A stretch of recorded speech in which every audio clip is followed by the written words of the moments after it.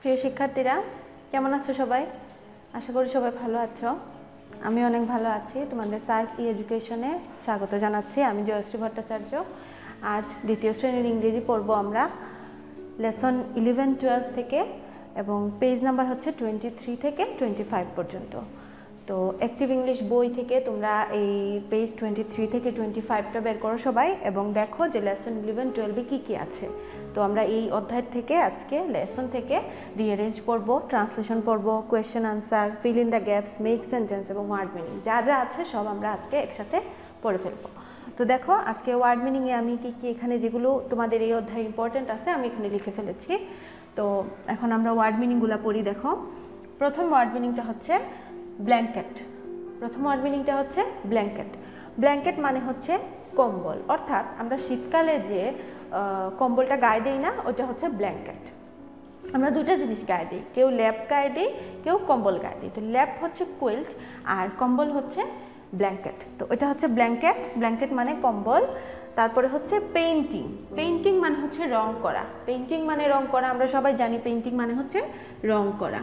অ্যাস্লিপ। অ্যাস্লিপ মানে হচ্ছে ঘুমন্ত।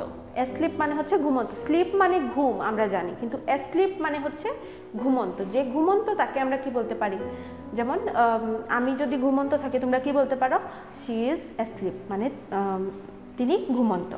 তো পেন, পেন অর্থ হচ্ছে কড়াই। পেন দুইটা আছে, আমরা উচ্চারণ শুনে বুঝতে পারি যে পেন, PEN পেন ওটা হচ্ছে কলম, আর PAN পেন হচ্ছে কড়াই। তো এটা হচ্ছে PAN পেন, তার মানে কড়াই বা তাওয়া। তো ওয়ার্ড মিনিংগুলো কী ছিল? Blanket, painting, asleep, pen. Blanket হচ্ছে কম্বল, পেইন্টিং হচ্ছে রং করা, অ্যাস্লিপ হচ্ছে ঘুমন্ত, আর পেন হচ্ছে কড়াই। তো এখন দেখি আমরা মেক সেন্টেন্স কী কী আছে। মেক সেন্টেন্স হচ্ছে এক নম্বর হচ্ছে ব্ল্যাঙ্কেট। তো ব্ল্যাঙ্কেট দিয়ে আমরা কি লিখতে পারি? ইট ইজ এ ব্ল্যাঙ্কেট লিখতে পারি, আই হ্যাভ এ ব্ল্যাঙ্কেট লিখতে পারি, দিস ইজ এ ব্ল্যাঙ্কেট লিখতে পারি। তো অনেক কিছু লেখা যায়, আমি এখানে সহজ একটা দিলাম যাতে সবাই লিখতে পারো। দিস ইজ এ ব্ল্যাঙ্কেট, এই হয় একটি ব্ল্যাঙ্কেট মানে কম্বল, এই হয় একটি কম্বল। তো দিস ইজ এ ব্ল্যাঙ্কেট বা এটি একটি কম্বল, এই হয় একটি কম্বল, কি হবে? This is a blanket. তারপরে pen, this is a pen, it is a পেনও লিখতে পারো, আই হ্যাভ এ পেনও লিখতে পারো, বা লিখতে পারো I have a red pen, মানে আমার একটি লাল কড়াই আছে, এইভাবেও লিখতে পারো। দিস ইজ এ পেন আমি এখানে লিখে দিলাম। ফ্যাট, ফ্যাট মানে হচ্ছে মোটা। ফ্যাট দিয়ে কি হবে? This man is fat, this man is fat, মানে এই লোকটি মোটা। 4 নম্বর asleep. The mother is asleep, the mother is asleep মানে হচ্ছে মা ঘুমে আছে, মানে ঘুমন্ত। সামবডি, সামবডি দিয়ে কি লেখা যায়? There is somebody in the house, there is somebody in the house. তো আমরা আবার দেখি মেক সেন্টেন্সগুলা। এক নম্বরটা হচ্ছে blanket, this is a blanket. Pen, this is a pen. Fat, this man is fat. Asleep, the mother is asleep. Somebody, there is somebody in the house. তারপরে দেখি fill in the gaps. Fill in the gaps দেখো, এক number Karim is dash. তো আমরা এই লেসনের মধ্যে দেখব যে করিম ইজ পেইন্টিং লেখা আছে, করিম ইজ পেইন্টিং। তো এখানে কি হবে? আনসারটা হবে পেইন্টিং। 2 নাম্বার দেখো, দিস ড্যাশ ইজ ফ্যাট। একটু আগেই আমরা পড়েছি দিস ম্যান ইজ ফ্যাট, তার মানে এখানে হবে ম্যান, যেটা লিখে নাই ওরা, ওইটা আমরা লিখবো, ওরা লিখতে ভুলে গেছে ওই জন্য খালি জায়গা দিয়ে দিছে। এখন আমরা লিখবো this man is fat, man লিখবো এখানে। তারপর 3 নাম্বার দেখো, দ্য ড্যাশ ইজ অ্যাস্লিপ। একটু আগে আমরা পড়েছি দ্য মাদার ইজ অ্যাস্লিপ, এটা আমাদের লেসনে আছে, দ্য মাদার ইজ অ্যাস্লিপ। তো এখানে আমরা মাদারটা লিখে নাই ওরা, তো আমরা মাদারটা লিখে ফেলবো, দ্য মাদার ইজ অ্যাস্লিপ। তো পরীক্ষার সময় বা এমনিতে তোমরা যখন feel in the gaps answer করবা তখন পুরো লাইন না লিখে শুধু নাম্বার দিয়ে আনসার লিখলেও হবে, কিন্তু চেষ্টা করবা যে পুরোটা লেখার। কারণ এই পুরোটা যদি লিখো তুমি করিম ইজ পেইন্টিং এইভাবে লিখো, তাহলে তোমার হাতের লেখাটাও সুন্দর হবে, এবং সাথে সাথে কি হবে? করিম ইজ পেইন্টিং, এই যে তুমি এখানে 1টা 2টা 3টে ওয়ার্ড লিখলা, এতে তোমার লেখা সুন্দর হবে।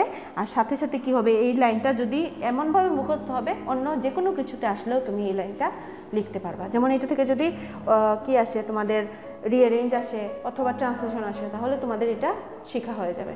ওই জন্য চেষ্টা করবা বাসায় যখন প্র্যাকটিস করো তখন পুরাটা ফিল ইন দ্য গ্যাপস লেখার। পরীক্ষায়ও চেষ্টা করবা, যদি সময় কম থাকে, মনে করো কভার করতে পারবা না, তখন তোমরা শুধু আনসার লিখবা। তারপর দেখো question answer. Question answer 1 number হচ্ছে who is painting, who is painting, কে পেইন্টিং করছে, কে রং করছে। তো আমরা একটু আগে বললাম যে করিম রং করছে, করিম ইজ পেইন্টিং। দেখেছো, আমরা যদি এটা পুরোটা লাইন লিখে শিখি তাহলে আমাদের এই 3টা বানানই আমাদের শেখা হয়ে যাবে, এই কোয়েশ্চেন আনসারটাও আমাদের এটা থেকে কভার হয়ে যাবে। তো who is painting, Karim is painting, Karim রং করছে। হু রান ফাস্ট, কে দ্রুত দৌড়ায়, রান ফাস্ট, ফাস্ট মানে হচ্ছে এটা আমরা অর্থটা এখানে লিখে ফেলি, ফাস্ট মানে হচ্ছে দ্রুত, যেটা আমরা লিখেছিলাম না আগে, ফাস্ট মানে হচ্ছে দ্রুত। তো আমরা কি লিখতে পারি, হু রান ফাস্ট, কে দ্রুত দৌড়ায়, দ্য গার্লস রান ফাস্ট, মেয়েরা দ্রুত দৌড়ায়। এটা তোমাদের লেসনে লেখা আছে, এই জন্য আমরা লিখলাম যে দ্য গার্লস রান ফাস্ট, মেয়েরা দ্রুত দৌড়ায়। এখন আমরা যদি দেখি রিঅ্যারেঞ্জ, তাহলে রিঅ্যারেঞ্জ মানে কি, রিঅ্যারেঞ্জ মানে হচ্ছে পুনর্বিন্যাস করা, অ্যারেঞ্জ করা মানে বিন্যাস করা অর্থাৎ সাজানো। তো রিঅ্যারেঞ্জ মানে হচ্ছে পুনর্বিন্যাস অর্থাৎ পুনরায় সাজানো বা নতুন করে আবার সাজানো। তো এটা কীভাবে আমরা করব, তারা উল্টাপাল্টা দিয়ে দিচ্ছে, আমরা ঠিক করে লিখব। উল্টাপাল্টা তারা যে কোনোভাবে অ্যারেঞ্জ করে দিতে পারে, আমাদের যখন আমরা রিঅ্যারেঞ্জ করব তখন সঠিকভাবে করতে হবে। তো দেখো, ইজ দিস এ ব্ল্যাঙ্কেট, কি হবে, দিস ইজ এ ব্ল্যাঙ্কেট। 2 নম্বর দেখো, সান লাইট গিভস দ্য আস, তো আমরা এই লাইনটা জানি যে the sun gives us light. তারপর 3 নম্বর দেখো, ইজ অ্যাসলিপ দ্য মাদার, একটু আগে আমরা পড়লাম যে দ্য মাদার ইজ অ্যাসলিপ, তো এই কথাটাই ওরা উল্টাপাল্টা লিখে দিচ্ছে, আমরা ঠিক করে লিখব the mother is asleep. 4 number দেখো, is somebody in there the house, তো আমরা এটা একটু আগে পড়ছি যে there is somebody in the house, there is somebody in the house. তো ট্রান্সলেশনে যদি আমরা দেখি তাহলে এখানে আমি 4টা ট্রান্সলেশন লিখেছি। দেখো, প্রথমে বাংলা লেখা থাকবে, তোমাদের ইংরেজিটা লিখতে হবে। তো 1 নম্বরটা হচ্ছে এটি একটি কম্বল, আমরা একটু আগে পড়েছি যে ব্ল্যাঙ্কেট অর্থ হচ্ছে কম্বল, তো বাংলা যেহেতু লেখা আছে আমরা কি লিখব, ইংরেজিটা লিখব, এটি একটি কম্বল হবে দিস ইজ এ ব্ল্যাঙ্কেট। 2 নম্বর হচ্ছে এটি একটি কড়াই, এটি একটি কড়াই, তো কড়াই ইংরেজি আমরা একটু আগে পড়েছি ওয়ার্ড মিনিংয়ে যে কড়াই ইংরেজি হচ্ছে প্যান, তো এটি একটি কড়াই কি হবে, দিস ইজ এ প্যান।